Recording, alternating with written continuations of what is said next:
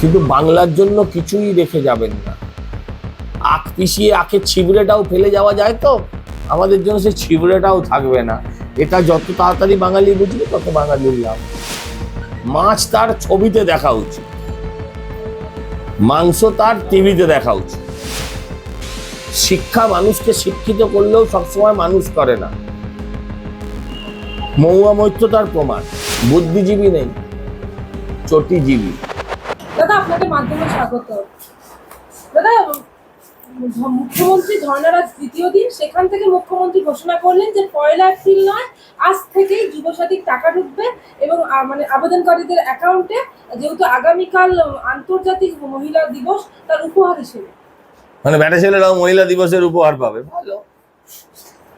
হ্যাঁ, বিষ্ণু যখন বেটা ছেলে থেকে মেয়ে ছেলে হতে পেরেছে, তখন তুমি আমি হলেই বা কি গেল এলো, যায় না। ঠিকই, লিঙ্গ ভেদাভেদ রাখতে নেই, লিঙ্গ বৈষম্য রাখতে নেই। ঠিক আছে, ভালো ভালো।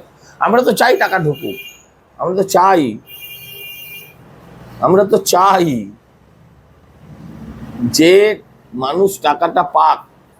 কিন্তু আমরা তো এটাও চাই যে আজকে যখন টাকা ঢোকানোর কথা বলছেন, আজকেই সুপ্রিম কোর্টে দাঁড়িয়ে বলছেন আমি 10% দিয়ে দিতে পারবো না। সুপ্রিম কোর্ট কি তাকে একবারও প্রশ্ন করবে না যে আপনি দান খয়রাতি করতে পারেন, আপনি টাকা ওড়াতে পারেন জলসাগরের ছবি বিশ্বাসের মতন, আর আপনি দিতে পারেন না? আপনি দিয়েটা দিতে পারেন না 10%, তাও 25%, মাত্র 10,000 কোটি টাকা, সেটা নেই যার পকেটে। হ্যাঁ, সে এখন বলছে যে 60 লাখ লোককে ভাতা দেবে, বেকার ভাতা দেবে 1,500 টাকা মাসে। দেশটা বরবাদ হয়ে যাবে। মমতাদি চলে যাবেন, মমতাদি থাকবেন না, মমতাদি চলে যাবেন। আজ না হলে যদি ধরেও নি, আমি কথার কথা যে তর্কের কাছে হচ্ছে আজ যাবে না, কাল যাবেন, কিন্তু বাংলার জন্য কিছুই রেখে যাবেন না। আখ পিষিয়ে আখের ছিবড়েটাও ফেলে যাওয়া যায় তো, আমাদের জন্য সেই ছিবড়েটাও থাকবে না।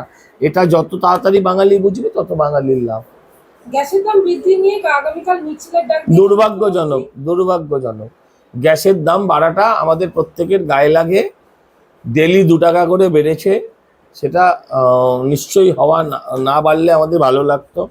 কিন্তু 2 টাকা বাড়লে যদি আমি গ্যাস না অ্যাফোর্ড করতে পারি, তাহলে আমাদের বর্তমান অর্থনৈতিক কন্ডিশনটা পশ্চিমবঙ্গের কি, সেটা অত্যন্ত পরিষ্কার। তারপরে মুখ্যমন্ত্রী অন্তত আর যাই হোক যেন না বলেন যে বাঙালি মাছ খেতে পারবে না, বাঙালি মাংস খেতে পারবে না, যে 2 টাকা বেশি গ্যাসে দিতে পারবে না। মাছ তার ছবিতে দেখা উচিত, মাংস তার টিভিতে দেখা উচিত, তাই না? মহামৈত্র ধর্মমঞ্চ থেকে বলছেন এখন আজকে যে তৃণমূলের সাথে নয়, সে কিন্তু বাঙালি নয়, তার বাঙালিতে থাকারও অধিকার নেই। যে তৃণমূলের সাথে নয় সে বাঙালি নয়। মহুয়া মৈত্রের মাননীয় হাজবেন্ড কি তৃণমূলের সাথে আছেন? যাই হোক, আমি জানি না, সে বাঙালি নয় আমরা জানি। এই সমস্ত কথার কোনো যুক্তি নাই, এই সমস্ত কথার কোনো যুক্তি নাই। বাঙালির 26,000-এর চাকরি কে খেয়েছে? কোনো মারাঠি, গুজরাটি? অভয়াকে কে মেরেছে? কোনো রাজস্থানী? কসবা ল কলেজের মেয়েটাকে ধর্ষণ কে করেছে? কোনো বিহারি, ইউপিওয়ালা, উড়িয়া? বাঙালির সর্বনাশ বাঙালি করেছে মমতা ব্যানার্জির হাত দিয়ে।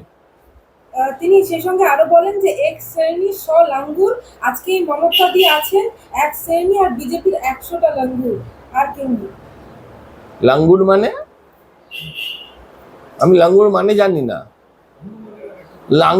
লাঙ্গুর মানে কি? লাঙ্গুর আমি দেখিনি, ওনার ছবি দেখেছি, মিলিয়ে দেখবো এক কিনা। সেই সঙ্গে তিনি বলছেন যারা অসভ্য কথা আমাকে বলবেন না, আমি সভ্য ভাষায় উত্তর করতে দেব? ও ডান দিক বাঁ দিক দেখলে সব দেখতে পাবে। ও 2-4টে কোথা থেকে কথা শিখে আসে, সেই কথাগুলো বলে। ওর কথার উত্তর ভদ্রভাবে দেওয়া যাবে না। শিক্ষা মানুষকে শিক্ষিত করলেও সবসময় মানুষ করে না। মহুয়া মৈত্র তার প্রমাণ।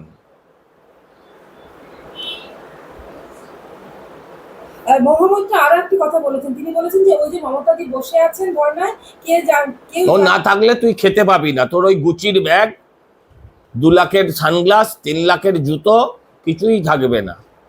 আল্লাহ মেঘ দিয়ে পানি দিয়ে করতে হবে, আর কিছু করতে পারবি না। ভগবান তো তুই ডাকতে পারবি না। তুই তো মা কালীকে বলেছিলেন আপনি যে মদখোর, মাতাল, ধূম্রপায়ী এসব বলেছিলেন। আপনি তো আর ঠাকুরকে ডাকতে পারবেন না, আপনি ওকেই ডাকতে হবে। না, ওই যে কল্যাণ ব্যানার্জি যে ধরনের কথা একটা পাগল ছেড়ে মাতালে চলে এলে। আমাকে ওকে নিয়ে প্রশ্ন করো না। ওর দোল খেলার ভিডিওটা আরেকবার পারলে দেখাও, ব্যাস। অভিষেক বন্দ্যোপাধ্যায় বলছেন যে বিজেপিকে সামাজিকভাবে বয়কট। হ্যাঁ, উনি এই যুগের বড় নেতাজি। নেতাজি বলেছিলেন তোমরা আমাকে রক্ত দাও, আমি তোমাদের স্বাধীনতা দেবো। সবাই দলে দলে বেরিয়ে এসেছিল, বলেছে বিজেপিকে বয়কট করুন।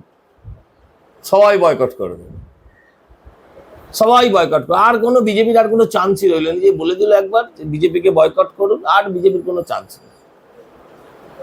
পাগলে কি না বলে, ছাগলে কি না খায়।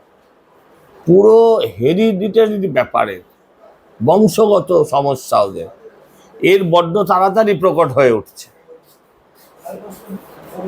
12 হাত কাঁকুরের 13 হাত বিচির অবস্থা এখন অভিষেক বন্দ্যোপাধ্যায়।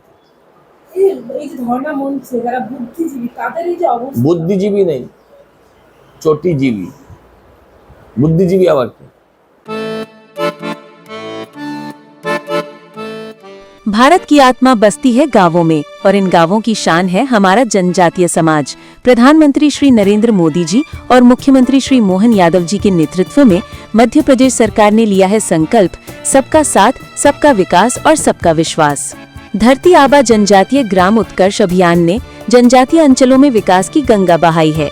प्रधानमंत्री जनमन योजना अंतर्गत ग्रामीण आवास, सड़कें, शिक्षा और बिजली सब कुछ तेजी से पहुंच रहा है गांव-गांव। 21 जिलों में 66 मोबाइल मेडिकल यूनिट से स्वास्थ्य सेवाएं अब पहुंच रही हैं दूरस्थ अंचलों तक। जनजातीय मेहनतकश भाइयों बहनों को मिला है उनके श्रम का उचित सम्मान। 30 लाख तेंदुपत्ता संग्राहकों को 115 करोड़ रुपए की बोनस राशि और मानदेय 3000 से बढ़ाकर 4000 रुपए प्रति बोरा। ये है गरीब कल्याण और सम्मानजनक जीवन की नई दिशा।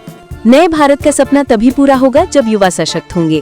इसलिए UPSC, PSC, GATE, NEET, JEE और क्लैट जैसी प्रतियोगी परीक्षाओं के लिए दी जा रही है निशुल्क कोचिंग।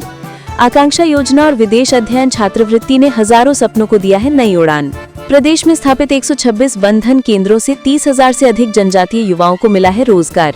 देश का पहला ट्राइबल हॉस्टल हो या सेना और पुलिस सेवाओं में भर्ती के लिए विशेष प्रशिक्षण, सरकार हर मोर्चे पर जनजातीय युवाओं को बना रही है आत्मनिर्भर। माननीय प्रधानमंत्री नरेंद्र मोदी जी के आदिवासी गौरव के संकल्प और मुख्यमंत्री मोहन यादव जी के अथक प्रयासों से आज मध्य प्रदेश का जनजातीय समाज शिक्षा, स्वास्थ्य, रोजगार और सांस्कृतिक संरक्षण हर क्षेत्र में आगे बढ़ रहा है। मध्य प्रदेश सरकार का विश्वास है जब जनजातीय समाज आगे बढ़ेगा तभी प्रदेश और देश आत्मनिर्भर भारत के सपने को साकार करेगा।